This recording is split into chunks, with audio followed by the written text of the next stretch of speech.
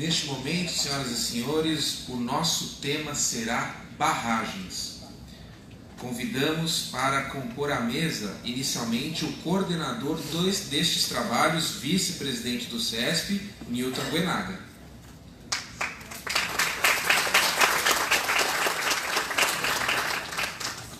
E para acompanhá-lo no ofício, convido o diretor do Sindicato dos Engenheiros no Rio Grande do Sul, Carlos Bulhões.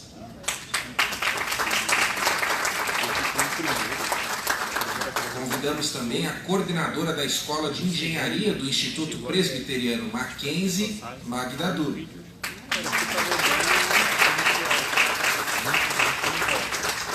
E também o diretor e responsável técnico da Uberflux Engenharia Consultiva, Sadala Domingos.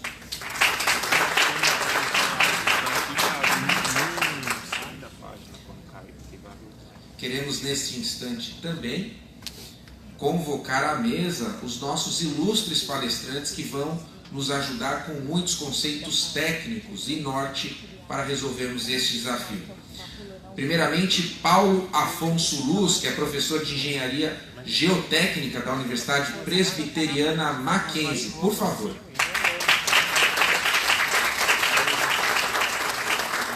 Fazemos o registro que o professor Jean Santi, que estava previsto para comparecer, não pôde estar aqui conosco hoje.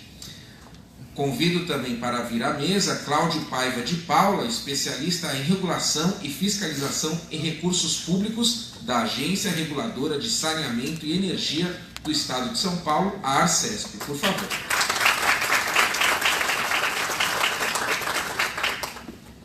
Perfeito. Composta a mesa, eu deixo a palavra com o nosso coordenador, Newton Guenaga. Boa tarde a todos. Como nós estamos atrasados no tempo, vou tentar ser bem objetivo e bem mais rápido, né? Eu queria já convidar, saber se o Paulo ou o Cláudio querem já começar a fazer a palestra, com os dois. Então vamos começar com o Paulo. Tem PowerPoint? Tem. Convido todo mundo.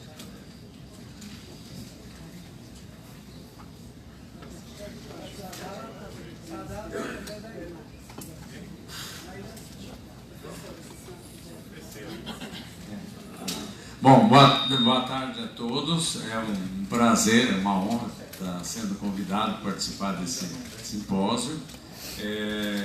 Eu vou comentar sobre o tema barragens, né, e principalmente dando ênfase à barragem, no caso que ocorreu da ruptura de Brumadinho, né? Eu sou engenheiro civil, acabei me especializando na área de geotecnia, fiz mestrado na área de engenharia de solos, né? E eu exerço as duas profissões, né? Eu sou engenheiro há 41 anos, professor há 34. Eu sempre gostei de poder conciliar a parte acadêmica com a parte da vivência profissional para a gente poder transmitir aos nossos alunos, né, o que a gente vê também no mundo lá fora. Então, eu preparei aqui uma apresentação relativamente curta, para falar um pouco sobre barragens. Então a gente começa citando para vocês, né, qual que é a definição de uma barragem, né? Só um minutinho que pulou aqui tudo. Aqui, pessoal. Então, primeiro, desculpem, a barragem, o que é basicamente, né, como uma definição de ordem geral? Ele é um aterro compactado, normalmente sempre construído de solo e blocos de rocha, né, que a gente chama de enrocamento, né? E basicamente ela é feita para barrar o curso de um rio com algumas finalidades, né? A gente só quer registrar, estou falando de solo e enrocamento, existem também barragens de concreto, mas no Brasil elas são muito poucas, porque nós temos uma abundância aqui de capeamento de solo, de jazidas enormes, diferentes de países de climas frios, que tem pouco material em termos de solo e tem que fazer barragens de concreto. Então, quais são as finalidades, né, principais de uma barragem? Pessoal, está pulando aqui, perdão.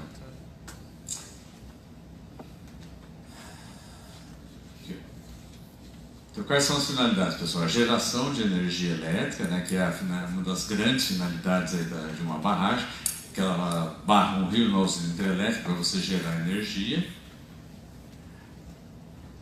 Pessoal, isso aqui não é porque quando aperta ele está pulando sozinho.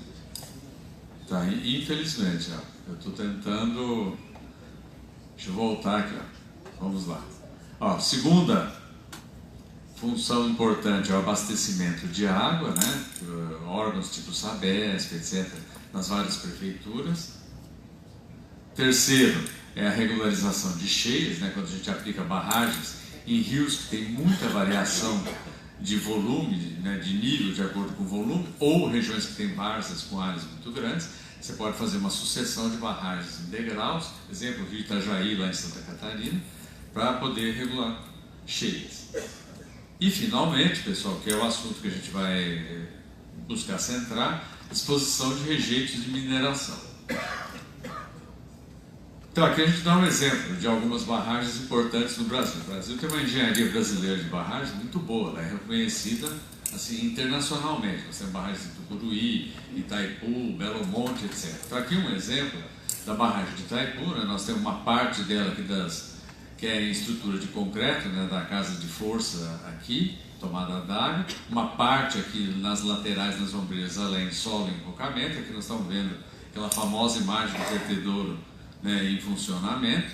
Aqui tem uma outra barragem menor, pessoal, da usina de Serra do Facão. Inclusive eu participei desse projeto. Isso aqui é no sul de Goiás, perto da cidade de Catalão, quase divisa com Minas Gerais, mas é mais para vocês verem uma barragem de menores dimensões. Ela tem, ó, uma parte dela em enrocamento, uma parte em solo. Aí, nas duas ombreiras é que a parte central você tem o vertedouro, né?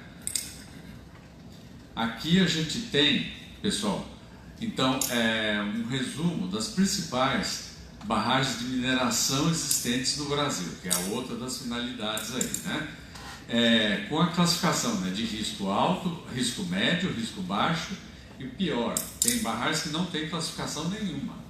Ninguém nem sabe qual que é o nível de risco que essas barragens podem ter. Vocês podem observar que boa parte da concentração dessas barragens de mineração está aqui, ó, no estado de Minas Gerais, porque a gente tem o famoso quadrilátero ferrífero, né?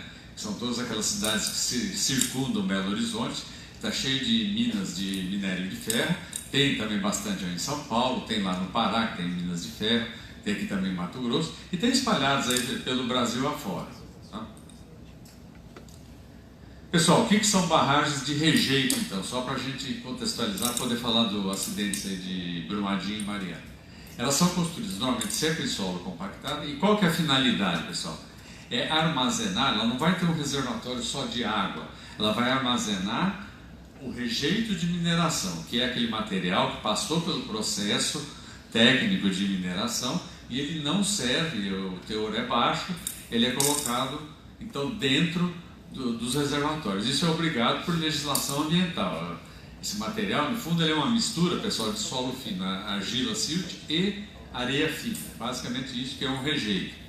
E ele, porque ele tem baixo teor de minério, ele não pode ser descartado em qualquer lugar. Antigamente, quando não existia legislação ambiental levada muito a sério, o pessoal jogava em qualquer lugar, até nos cursos d'água, o que é um crime, né?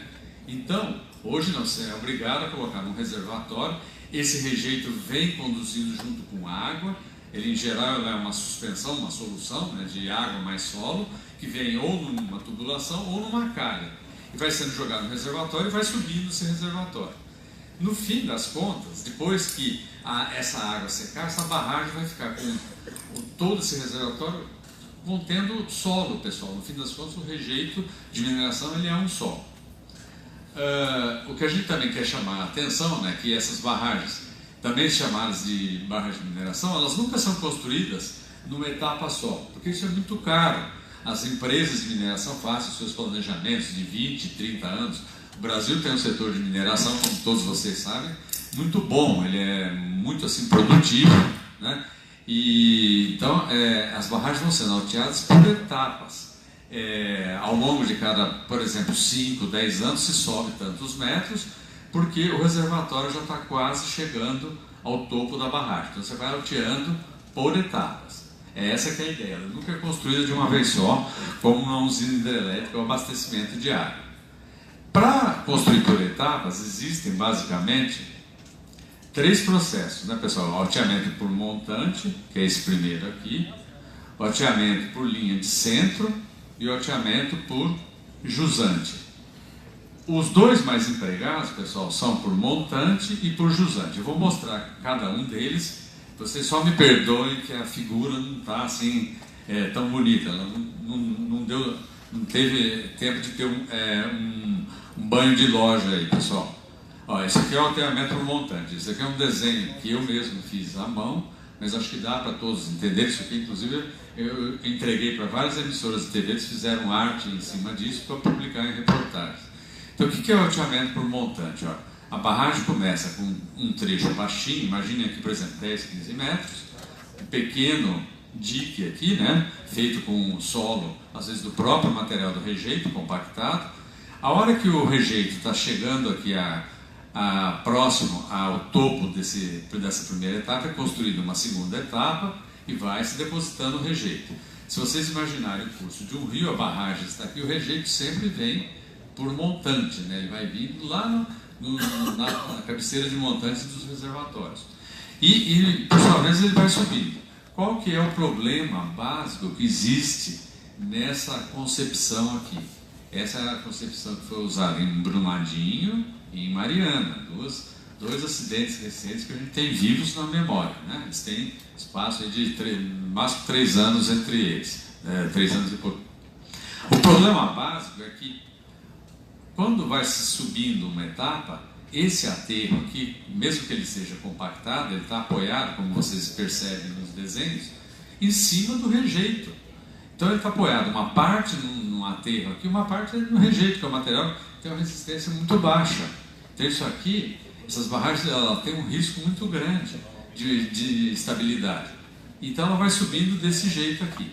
Agora, por que as empresas de mineração usam muito? Porque é um tipo de barragem barata, é um pequeno volume de aterro.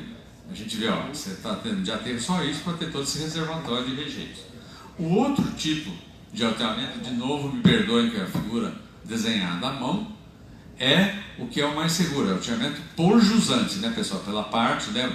Todos vocês sabem aqui, né? Montante a parte alta do rio, jusante a parte baixa.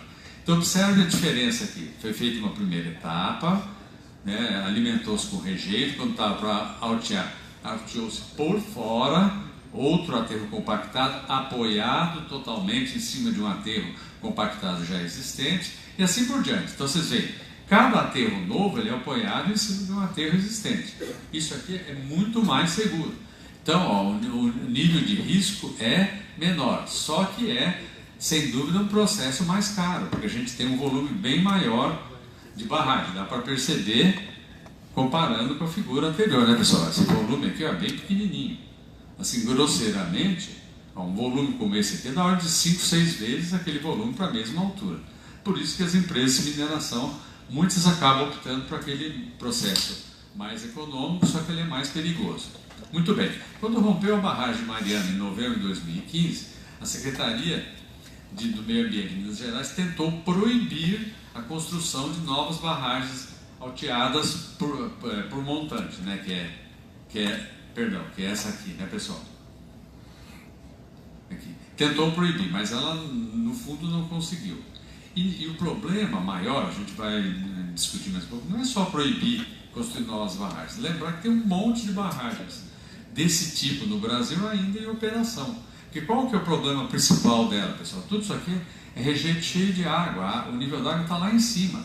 Se a gente for observar ó, esses pontos aqui, olha só, pessoal, você tem uma pressão d'água com uma distância muito pequenininha. É por aqui que a barragem vai romper, não tenho dúvida. Diferente, né, pessoal? Ó, comparem para o jusante aqui. Vocês têm um caminho que a água teria que percorrer para poder passar, né, percolar pelo talud do jusante, provocar uma ruptura, é um caminho muito maior. Então isso aqui é muito mais seguro. Muito bem. A Secretaria de Minas tentou proibir, mas não conseguiu. E continuaram alteando as barragens por montante. Agora, é curioso também a gente lembrar do seguinte, a barragem de Brumadinho que se rompeu, ela era uma barragem que já estava desativada há coisa de 3 anos e meio.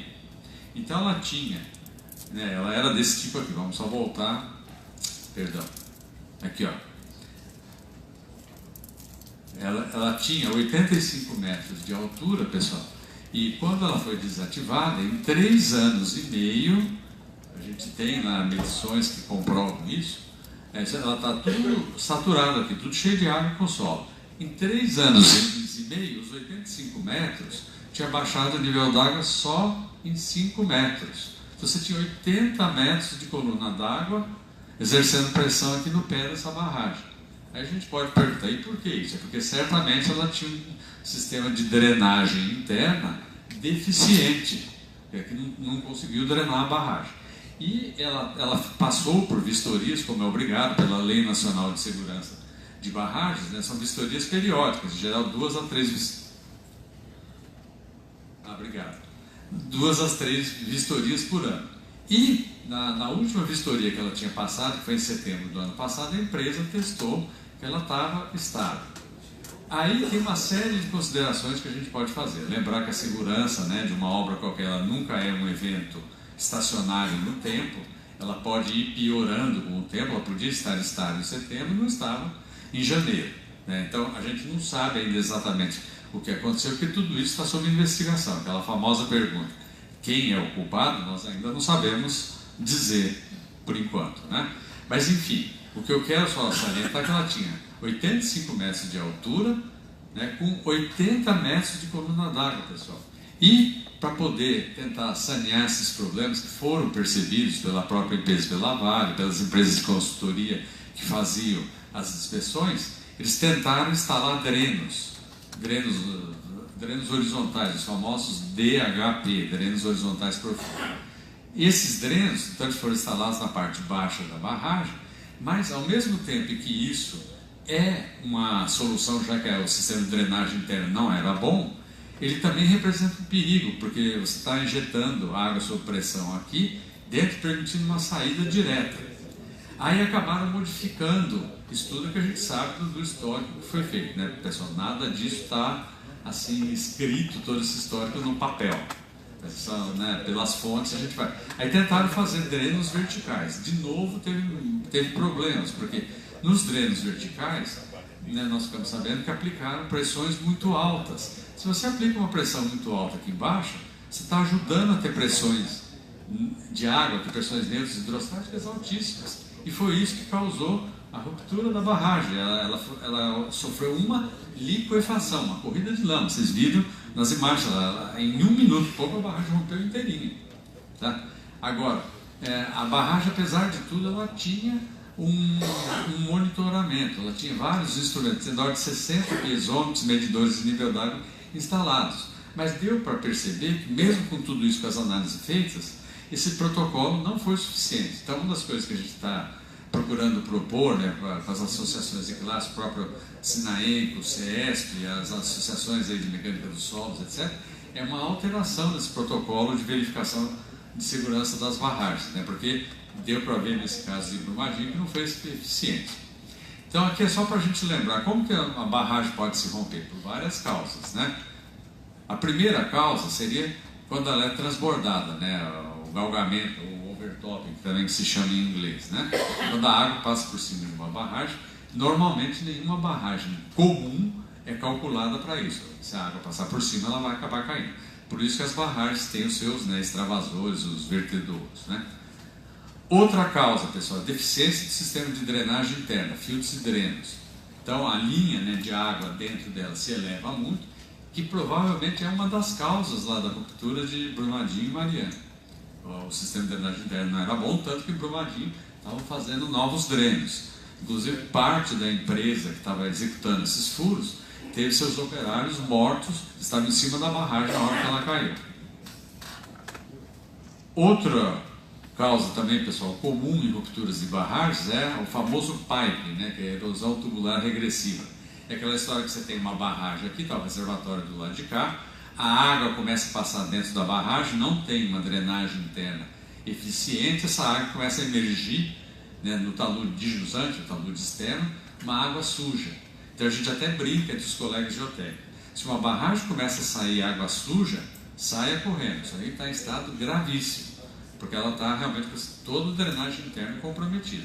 Dá para arrumar? Dá para arrumar. Teria que fazer drenos por fora, restaurações, fazer contrapesos, etc., para a barragem não se romper.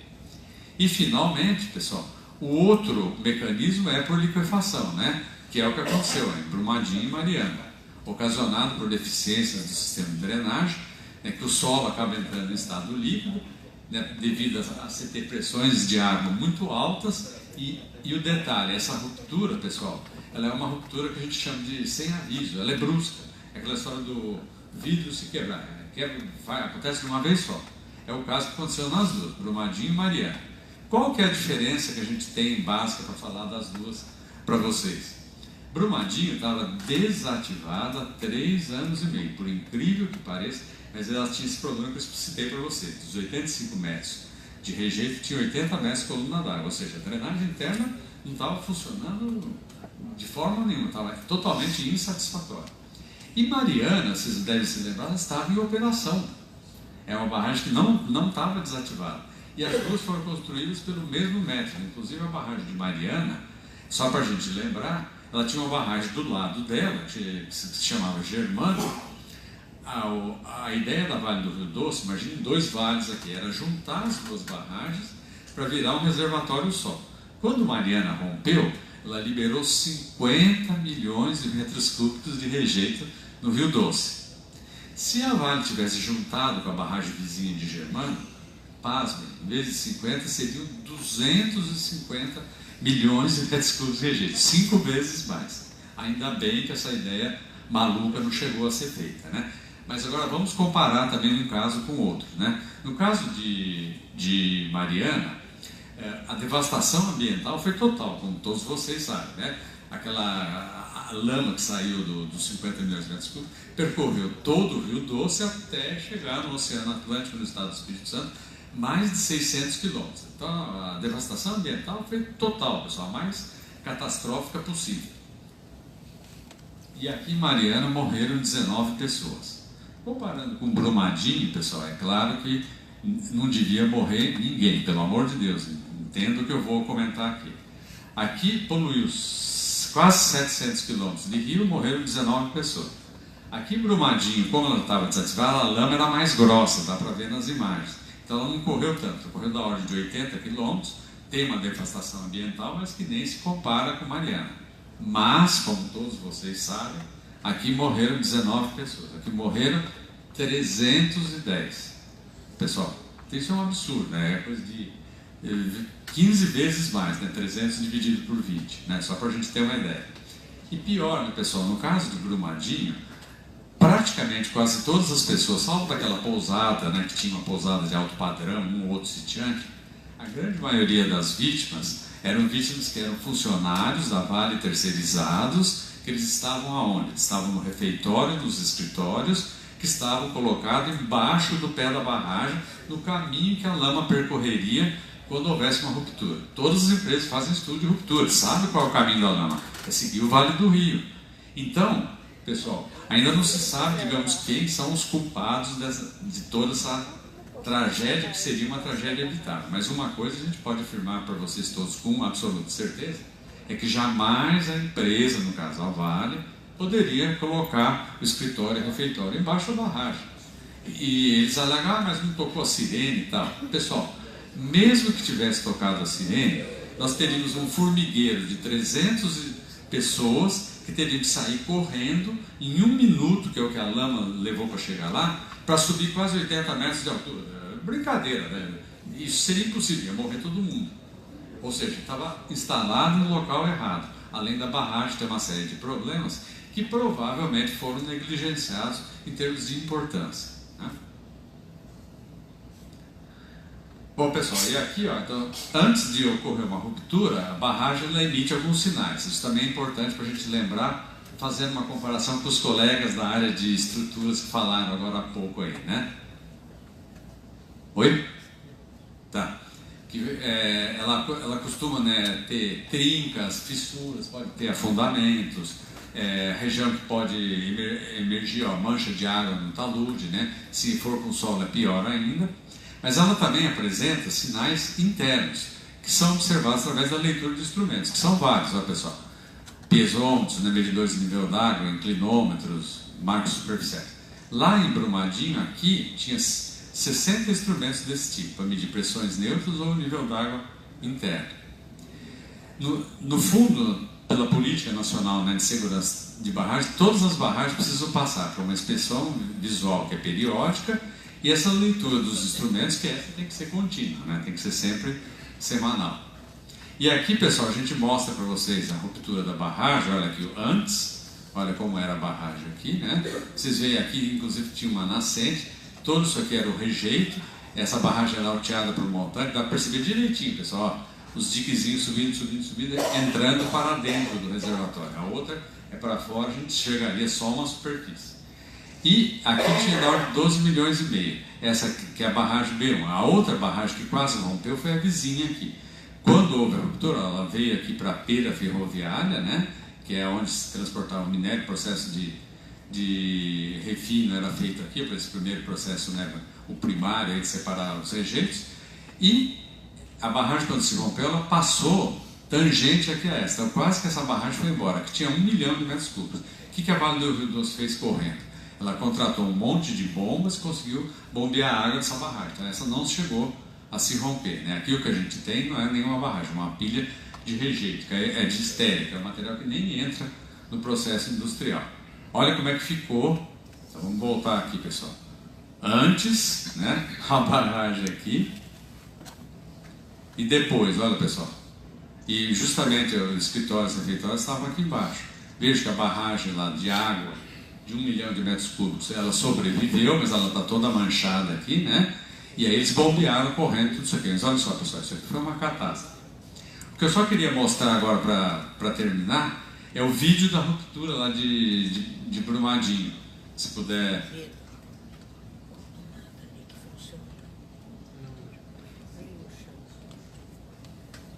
Olha só, pessoal.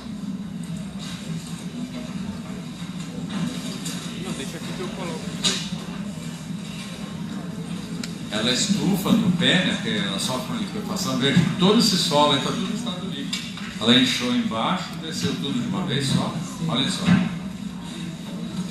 Tudo isso aí durou em torno de 1 minuto. Né?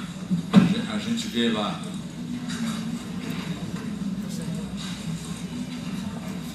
Olha lá, pessoal, estou só mostrando de novo para vocês verem. Inchou por baixo, aquela história da coluna d'água muito alta interna. E rompeu tudo, né? Vocês estão vendo aqui, ó, o que sobrou da barragem, só esse pedacinho, veio tudo aqui em cima, né? Daqui para frente estavam os escritórios, refeitório, etc. E foi embora aí por quase 80 quilômetros, né? Por sorte ela parou antes lá da barragem de Três Marias, senão ia poluir o Rio São Francisco. Tá bom? Era isso que eu tinha a poder relatar para vocês. Muito obrigado pela atenção.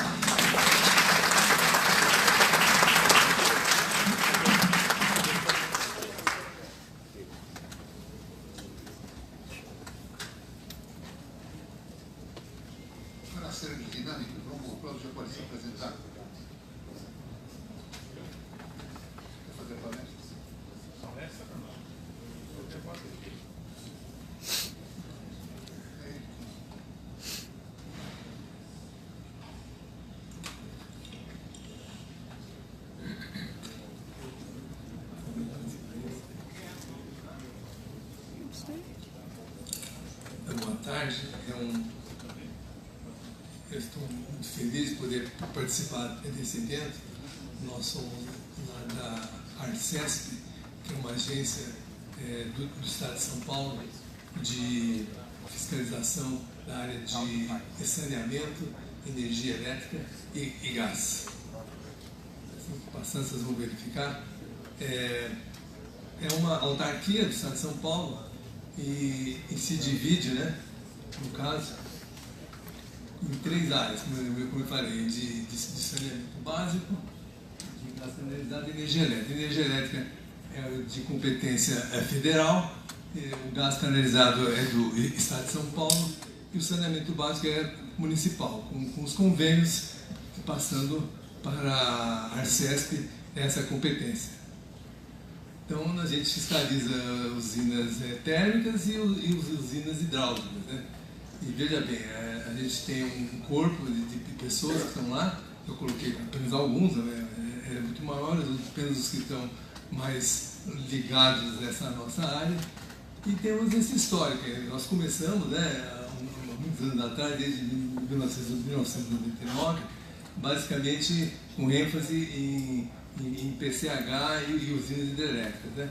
E foi assinado, então, na época, um convênio com a ANEEL e fomos, então, fazendo todo esse desenvolvimento. Depois, com a privatização da Comgás e a formação de outras empresas, nós adentramos na área de gás, né? E mais recentemente, com a formação da CSPE, passou para a Arcesp e entrou a parte de saneamento, com a lei de saneamento que foi instituída naquela época, né? Então é isso, a gente verifica, né, a utilização dos recursos hídricos, parâmetros de segurança, verifica a parte de legislação, parte de segurança de trabalho, apenas a gente faz uma simples verificação, nós não temos competência. Se houver alguma irregularidade, a gente passa para os órgãos competentes. Também na área de meio ambiente também é mais ou menos essa mesma postura, né? Então, o que é, no caso especificamente de fiscalização de geração, a gente trabalha com essas disciplinas, né? Fiscalização de operação, de implantação, uma variação de cogeração, que deve seguir uma legislação específica, acompanhamento de ocorrências sinistras e conflitos, e mais recentemente nós estamos fazendo uma fiscalização para um novo modelo, que se pensa de pegar os meios de fiscalização serem empregados de forma mais eficiente, mais eficaz, né?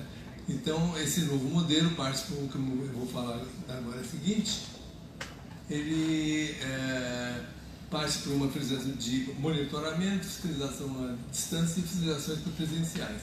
Mas isso não quer dizer que nós fazemos também as fiscalizações pelo modo independente, como está ocorrendo agora. Nós estamos fazendo uma fiscalização intensa de barragem no estado de São Paulo pelo método independente. Vamos fazer todas, né? Ao passo que o novo modelo existe um ranqueamento do que deve ser efetuado. E também desenvolvendo novas campanhas, novos tipos de procedimentos, etc. Basicamente, a parte desse novo modelo é isso. Isso é bastante conhecido, né? Essa pirâmide de compliance, né? Em que a grande maioria dos agentes tenta fazer a coisa certa. Então, a função da agência é apenas ajudá-lo, né? Os que não fazem de forma correta pela legislação, a gente aplica a legislação, participa de medidas coercitivas, de forma para que todos façam a coisa certa, né? Então, essa colocação desse modelo, como eu já tinha falado, primeiro um nível de monitoramento, né? Aqui em cima, grande parte que se analisa o conjunto de usinas, de centrais. As que não estão de forma adequada passam para um item de ação à distância, se faz uma consulta ao agente por ofício, etc., né? Para saber o que está ocorrendo, em função desse monitoramento, exibir sinais contraditórios, e se ainda não for o suficiente, a gente passa para uma ação presencial. Eu estou mostrando esse monitoramento de forma muito específica, muito esquemática, faz análise de vários elementos, se vão sendo ranqueados por algoritmos. No caso de barragens, também existem vários algoritmos que levam em consideração tempo de recorrência, de cheias, o tipo de enrocamento, e assim vai se formando uma série de índices que se chega a uma conclusão de quais que devem ser fiscalizadas e quais que podem ser fiscalizadas mais para frente. A parte de legislação que é usada, que formou a nossa agência, né, começou com a de descentralização, né, que passou pela ANEEL, com as portarias e com as resoluções, e especificamente na parte de barragem, a gente segue as leis específicas, no caso a lei federal, que é a Política Nacional de Segurança de Barragens, que quando aplicada no setor elétrico, se resume por essa resolução 696, que dá todos os critérios de como que a gente fiscaliza. Como se percebe, né, o setor, né, ele é muito de energia elétrica, né, é muito ligado à parte de barragens bem administradas. Por quê? A grande visão, que é uma visão comum, né, o setor elétrico, uma central hidrelétrica depende fundamentalmente de uma barragem. A barragem é que faz com que a central exista, que ele fatura, etc. Diferentemente de outros setores, que a barragem é um rejeito, se conserta conforme precisa. Então, o setor ele tem que cuidar bem dessa barragem dele, porque é a sobrevivência dele, né? Então, eu coloquei alguns elementos aí, os fundamentos, né? O mais importante é o empreendedor, o responsável legal. A agência apenas verifica se a documentação está sendo cumprida, se ele tem os laudos, se tem as anotações de responsabilidade. Isso sempre, nunca cai em função do governo ou da agência. É o empreendedor que é o responsável, né? E o órgão fiscalizador ele tem as suas atribuições em que ele coloca, né? Coloca o que deve ser colocado. Isso também, mais uma vez, né, na resolução ANEEL, ela coloca que a segurança é uma responsabilidade do empreendedor. No caso de São Paulo, pelo convênio que nós temos com a ANEEL, a gente fiscaliza apenas as unidades não despachadas centralizadamente. Basicamente são as PCH, né? As usinas hidrelétricas, que são a quantidade de centrais no estado de São Paulo, né? Isso aí está dentro, isso vai ser melhor sistematizado naquele estudo que o Dr. Glaucio colocou aqui, que a gente faz parte desse grupo da Secretaria de Infraestrutura e Meio Ambiente, que se elencou todas as barragens. Mas no caso de barragem hidrelétrica, nós pegamos os números da ANEEL, que estão colocados lá, né? Digamos assim, podendo colocar algum comentário, né? Tem as CGHs e barragens abandonadas que não são fiscalizadas, né? O setor elétrico, tanto a ANEEL, nós seguindo pela ANEEL, a gente fiscaliza as barragens que são outorgadas, né? Então, as barragens CGHs, elas são registradas, elas não têm outorga. Então, basicamente isso, não existe uma fiscalização intrínseca. De quem que é essa responsabilidade? Se da ANA ou alguma coisa do setor elétrico, não seria, porque pela lei de formação, fica bem clara essa competência, a gente trabalha com usinas outorgadas, ou por autorização, ou as mais antigas por concessão. E nas nossas fiscalizações, então, a gente procura ver isso, né?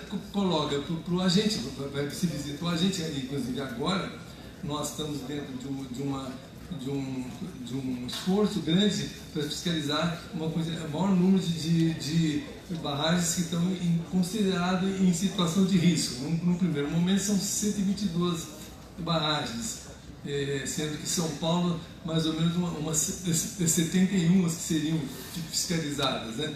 A Arcesp pegou 24, né? Agora, até no fim do ano, é uma possibilidade de a gente fiscalizar 60 barragens, 60 centrais, vamos assim, né? Em função das que estão próximas do nosso. São as PCHs e as não despachadas centralizadamente. É claro que isso tem...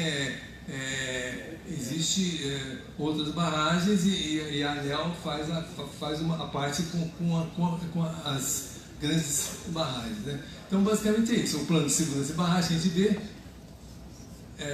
em função da classificação que foi feita pela ANEEL, o plano de ação de emergência, se for o caso, e os relatórios de inspeção regular e os especializados.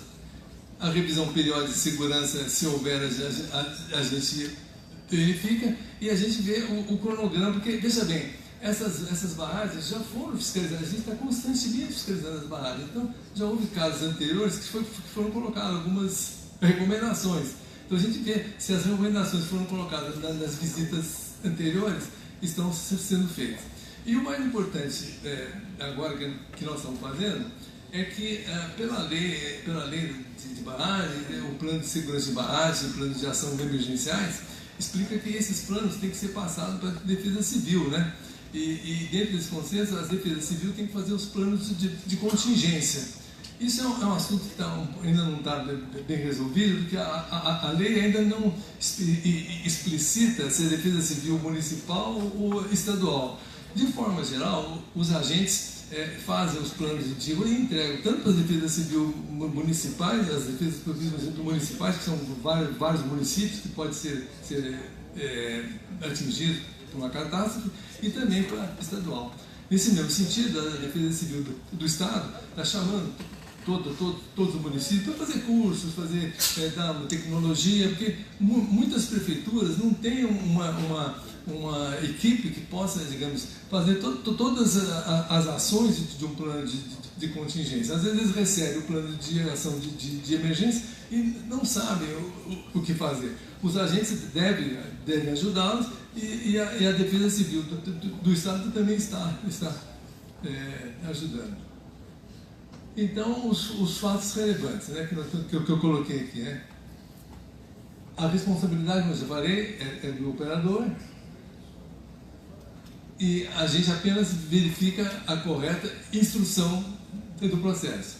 E eu coloquei, então, os eventos que nós estamos agora vivenciando, que é um esforço dos órgãos federais e estaduais para fazer uma fiscalização até no fim do ano, do maior número possível de barragens que estejam com deficiências.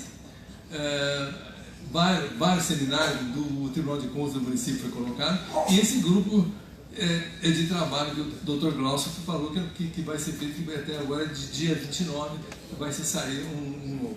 Eu coloquei como é que a ANEEL faz. A ANEEL ela faz até novembro, os agentes têm que mandar o formulário de segurança de barragem, conforme está na lei. E aí, em função desse formulário, ela até em abril, no caso de 2017, agora em 2018, vai lançar um relatório. Então, vai se listar todas as barragens, vão ser classificadas em A, B e C, né? Quer dizer, no setor elétrico se usa esse A, B e C. O A, B e C da ANA é um pouquinho diferente do setor elétrico. Como nós estamos no setor elétrico, é assim. Em função disso, se gera um relatório com todas e aí eu estou mostrando como é que é um exemplo de um formulário de segurança de barragens, né? Que se coloca todos os danos, o dano potencial, e se gera, então, um final que se coloca por vários itens, né? Se vai listando e vai se somando pontos. Então, a classificação de resto é essa, por categoria de risco, né?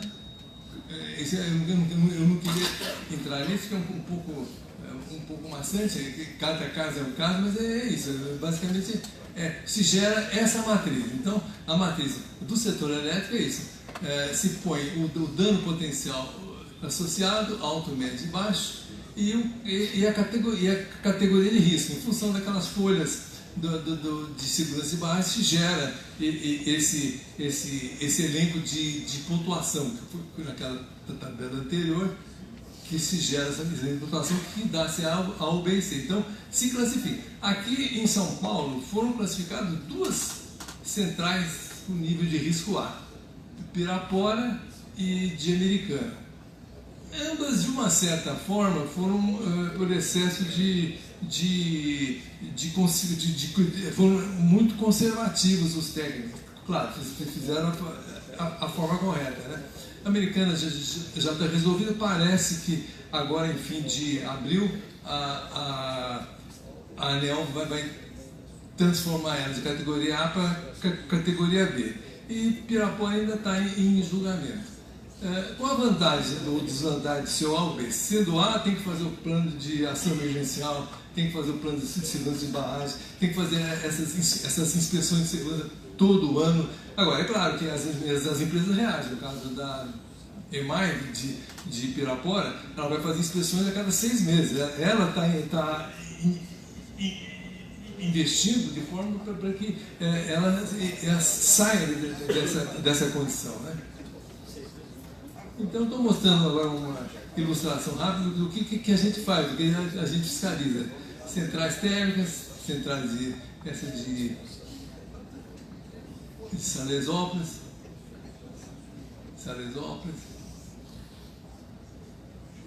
um acidente com uma térmica. É isso. Muito obrigado.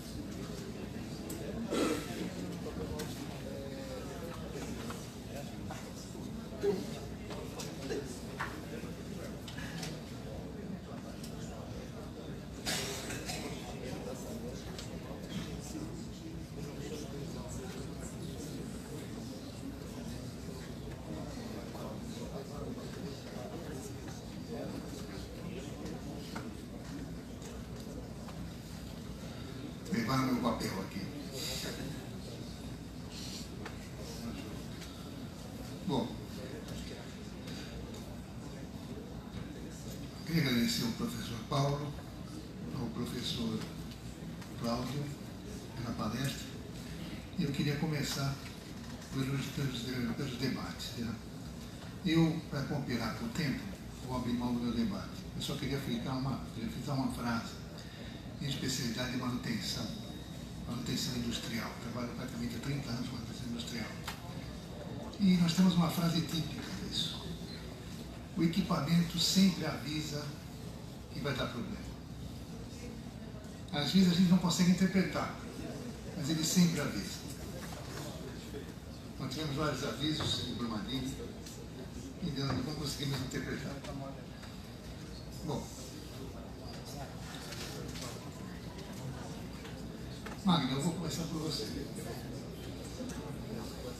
Você tem 5 minutos.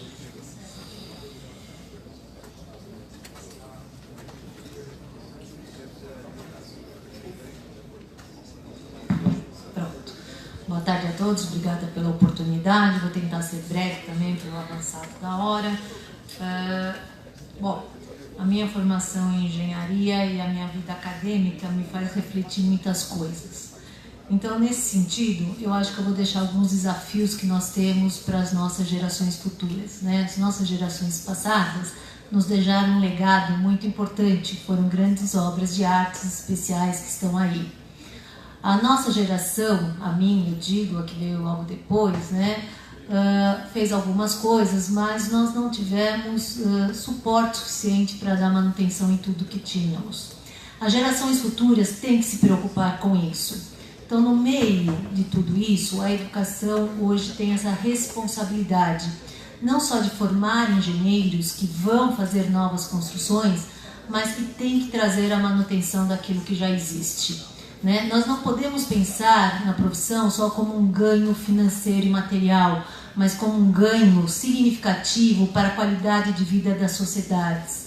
Eu acredito que o Brasil está passando por um momento muito difícil, mas que vai passar. O nosso país tem muito a contribuir com muitas coisas.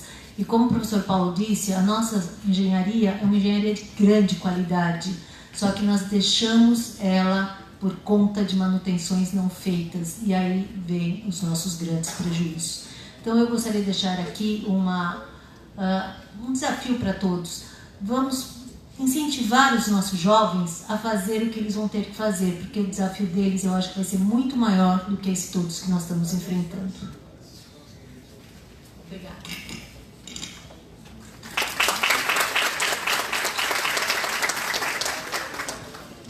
Eu queria passar a palavra para as suas considerações, 5 minutos, Carlos Burgos.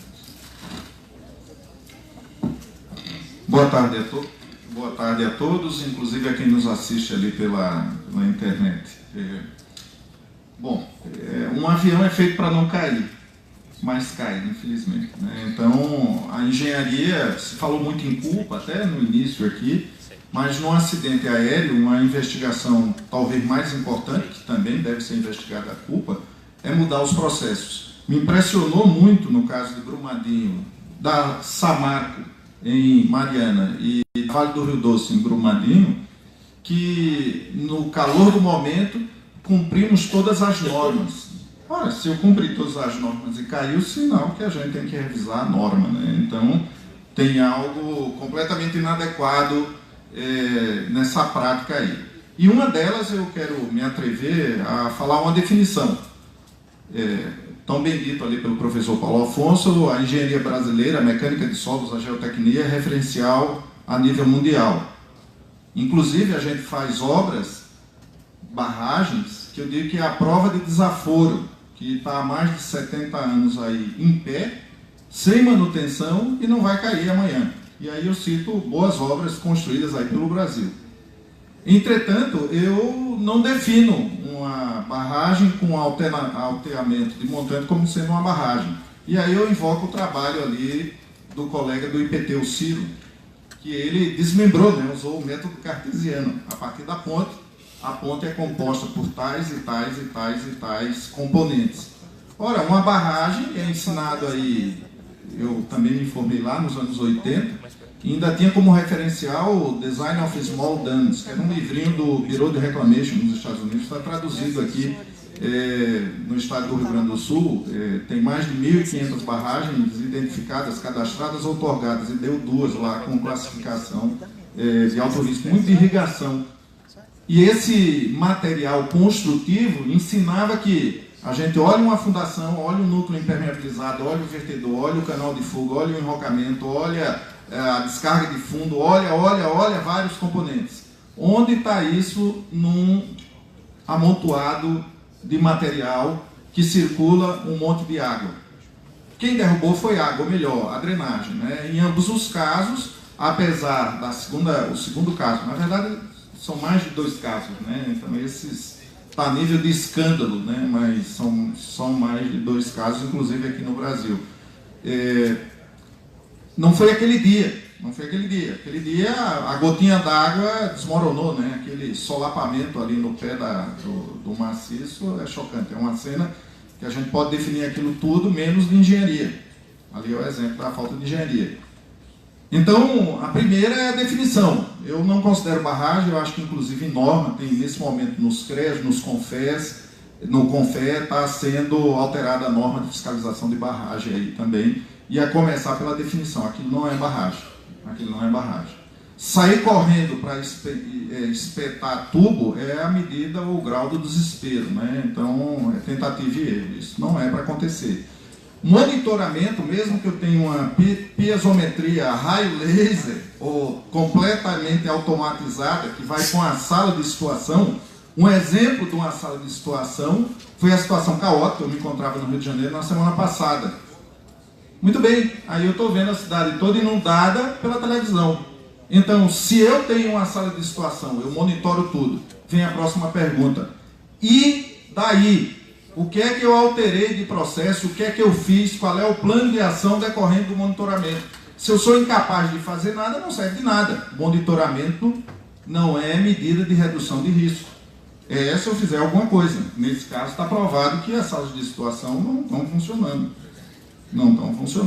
Então, começando com a definição melhor, começando com uma consequência, tá, disso daí, a gente tem um passivo a ser enfrentado, são algo como 100 barragens com alteamento de montante aí, ou seja, tem linhas de tiro, com os vales inundados, com as pessoas, o ato, eu acho que o único ato misericordioso, eu me envolvi muito, e fiquei chocado. Me envolvi lá na Samarco, mas com a equipe do Ministério Público Federal, como atividade pericial, mas de Brumadinho realmente a gente não teve mais estômago. E aí eu digo que o ato misericordioso ali foi que a morte ali em Bento Rodrigues foi por atropelamento. E eu lembro que em 2012, lá no Rio de Janeiro, que gerou inclusive o Código de Ética do CONFEA, numa noite de chuva, 1000 pessoas tiveram suas vidas ceifadas, com a queda lá também, de novo, geotecnia em ação. Ou o descaso com a geotecnia em ação. Então, dito isso, muito bem, tem a responsabilidade, tem a culpabilidade, né? Então, a primeira sugestão muito técnica, a gente rever a definição, que eu não considero essa peça de engenharia, a gente pode chamar de tudo, até de alface, mas não é uma barragem. Barragem com alteamento para montante, por toda a geotecnia que a gente estuda, aquela jovem representante aqui a Marcela, que eu acho que ela se retirou, ela pode dar o atestado que ela deve ter visto isso no segundo ano de engenharia, terceiro ano, já em mecânica de solos, ter visto isso daí. Que é todas aquelas linhas de fluxo de água circulando no corpo de barragem. É trivial isso, minha gente. É trivial. Então, a partir disso, também outra, que foi tão bem falado, tão bem colocado aqui na abertura, que é o seguinte: para um projeto de engenharia disso, a gente tem enormes responsabilidades e atribuições profissionais. O que regula a atividade profissional no Brasil é uma lei de 1966. Ora, aí você exige um grau de experiência, um profissional sênior para assinar e se responsabilizar, inclusive para ir preso. Entretanto, os órgãos ambientais fiscalizadores, os órgãos que fiscalizam, e no caso lá de Marília eu vi isso, muita gente não engenheiro dando pitaco em trabalho de engenharia, dizendo está errado. Pode. A gente pode ter como responsável sobre... Então, a gente está propondo também lá, nessas revisões de norma, que a gente gera, inclusive, um acompanhamento, tem cadeia de negócios. Quando eu digo cadeia, é a sequência, né? Um sequenciamento de negócios, tem um sequenciamento de responsabilidades ou atribuições profissionais nos atos fiscalizatórios, inclusive para se responsabilizar. E chegando a ponto, né, que a gente monitora, o colega aqui da agência reguladora, até a ANM também, tem colegas de profissão. Ora, como é que eu monitoro o bom desempenho? Na lei orçamentária anual. Uma boa maneira de ver se as instituições, inclusive de fiscalização, estão funcionando, é se está havendo alocação orçamentária para ela funcionar. A melhor maneira de achincalhar, então, o funcionamento é não conceder o orçamento para não funcionar. Então, isso também tem suas responsabilidades. Então, vamos começar a fazer isso direito. Eu termino a minha fala só dizendo o seguinte: o Brasil são professores, eu também sou, estou lá na diretoria do SENGE, lá do Rio Grande do Sul, sou engenheiro civil, engenheiro de segurança do trabalho, técnico em mecânica, mas também formado nos anos 80, né? Que o que regulava muito, pelo menos naquele momento, hoje tem muita briga por atribuição profissional, mas era o medo. A gente tinha medo de fazer coisa errada que podia matar pessoas.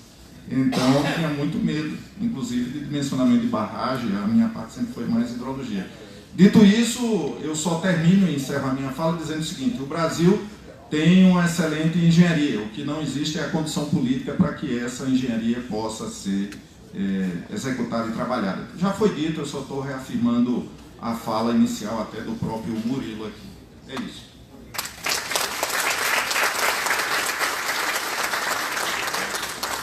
Obrigado, Bulhões. Sadala, 5 minutos. Boa tarde a todos. Eu fui surpreendido agradavelmente por esse convite do sindicato.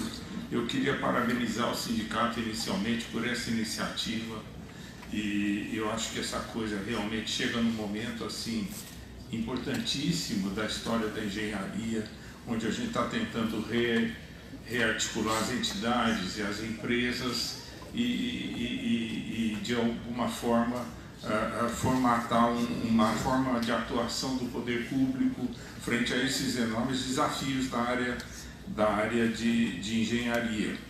Então, o Sindicato dos Engenheiros do Estado de São Paulo está de parabéns por essa iniciativa. Espero que ela frutifique, espero que as autoridades políticas se abram para esse tipo de propostas que daqui, vamos dizer, forem levadas a eles. O que eu acho, vamos dizer, pegando um pouquinho um gancho aqui da nossa debatedora inicial, é que nós temos alguns desafios realmente. Os desafios, vamos dizer, são das próximas gerações, mas principalmente, vamos dizer, da geração atual, que a gente não pode se eximir das responsabilidades de tudo que está acontecendo, não é? Então, eu acho que realmente existe assim uma necessidade enorme de olhar para o Brasil com algum tipo de generosidade e olhar para o Brasil assim com aquela predisposição de enfrentar esse desafio de construir uma nação, né? Construir uma nação para que as obras durem, para que o país dure, para que o país se consolide como nação, como uma nação, vamos dizer, que divide os frutos do seu crescimento econômico entre toda a sociedade, né? Então, eu acho que a gente, nessa coisa da obra de engenharia, nós precisamos de um cadastro de tudo que aconteceu, de tudo que está acontecendo, de tudo que foi feito. E esse cadastro envolve uma definição clara de responsabilidades, de quem implantou aquilo. Tem um punhado de barragens de rejeito que ninguém sabe de quem foi o dono.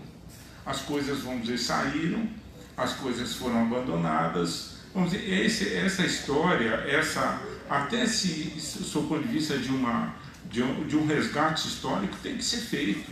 Tem que ser feito para que ninguém se exima da responsabilidade de ter feito a coisa naquele momento, né? Esse resgate tem que ser feito não a fim de criminalizar um ou outro, não, a fim de definir realmente as responsabilidades e criar uma regra de como isso pode ser feito daqui para diante, sem nenhuma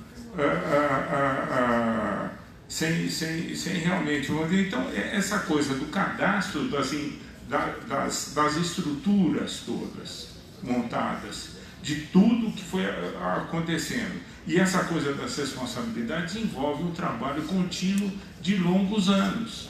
E aí eu gostaria de saudar aqui o meu colega de trabalho, Cláudio Paiva. Nós trabalhamos juntos na Arcesp. Eu fiquei 3 anos na Arcesp, nos 3 anos iniciais da agência. A agência foi uma transformação de uma comissão de serviços públicos de energia e uma agência que incorporava a parte de saneamento. Eu entrei lá na parte de saneamento, pude conviver. Foi um grande prazer conviver com o Paiva e todos os colegas e eu acho que essas coisas, vamos dizer, caminham com algum tipo de desafio que eu acho que a gente tem que olhar um pouco para o estado de São Paulo.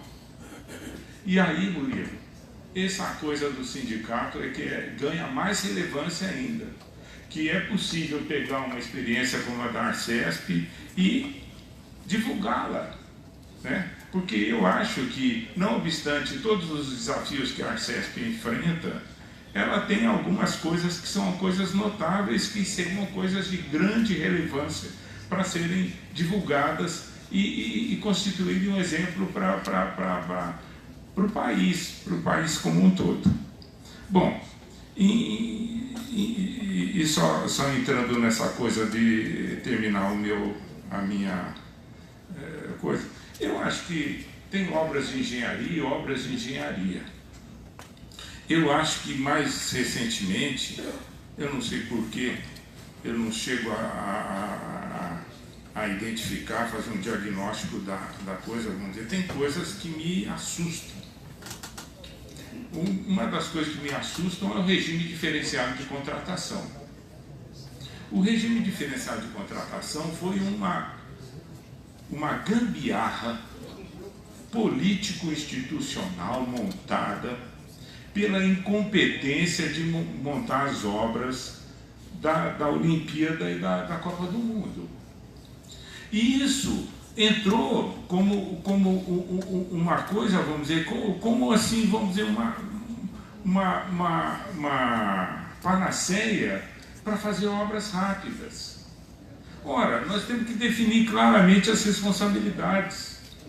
A lei da responsabilidade profissional está aí. E nós precisamos resgatar, doutor Murilo, a importância do projeto, a importância do poder público ter clareza sobre o que vai fazer e separar o projeto da obra, mas separar com muita clareza disso, para definir realmente de que são as responsabilidades. E nós precisamos voltar a essa coisa da técnica e preço, valorizando a técnica, trazendo essa questão, dando um foco para essa questão. Se os procuradores, se o Ministério Público não entende isso, vamos ensiná-los, vamos chamá-los aqui. Se eles não entendem a importância da técnica e de técnicos, não é? Então, eu acho que essa coisa, vamos dizer, eu terminaria aqui, fazendo eco aqui ao que o amigo me falou, que foi resgatar até o nome de uma obra técnica, que é o Design of Small Dams. O Design of Small Dams era a bíblia minha quando eu comecei a trabalhar com engenharia hidráulica, que era um livro difícil de ter, caríssimo, e que hoje está na internet. Está na internet, está livre. Está livre para todo mundo baixar. Design of Small Dams, do United States Bureau of Reclamation, que é um órgão dos Estados Unidos, que se perdeu um pouco em corrupções também, mas é um órgão técnico e irrepreensível, referencial. Né? Então, esse design dos modelos é que me faz finalmente resgatar o valor do projeto. E gente, vamos falar claro, esse negócio de alteamento de barragens de mineração a montante, esse negócio, a Agência Nacional de Mineração, mesmo tendo sendo uma transformação rápida do DNPM em agência, com todas as dificuldades de fazer essa transição, que nem milagre faz essa transição, de pegar o Departamento Nacional de Produção Mineral e transformar em Agência Nacional de Mineração, mas ninguém faz um negócio desse de uma hora para outra. Esse processo é um processo lá da Arcesp, que está tentando fazer regulação há décadas, não é? Então, o que eu quero dizer é o seguinte, vamos dizer, a Agência Nacional de Mineração heroicamente pega e proíbe o alteamento ao montante. E vamos aqui, vamos dizer, deixar essa coisa clara. Não obstante, vamos dizer, todas as dificuldades de técnicas todas, foi firmar um conceito que um negócio desse não existe. Regime diferenciado de contratação, alteamento ao montante, vamos dizer, engenharia com preço, projeto só contratado com base de preço, empregão, algumas coisas a gente tem que bater firme. Conto com você, Murilo. Muito obrigado pela oportunidade.